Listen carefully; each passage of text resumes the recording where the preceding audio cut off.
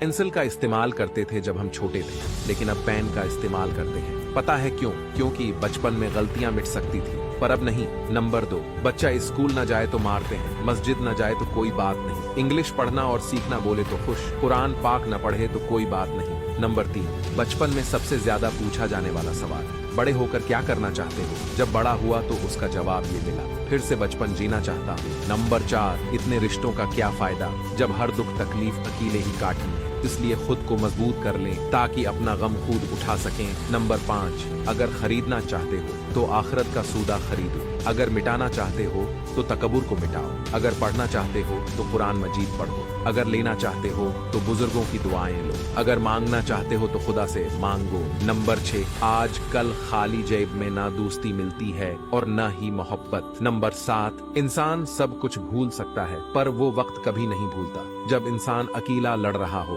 और अपने तमाशा देख रहे हो। अगर आप इन बातों से एग्री करते हैं तो कमेंट में यस जरूर लिखें।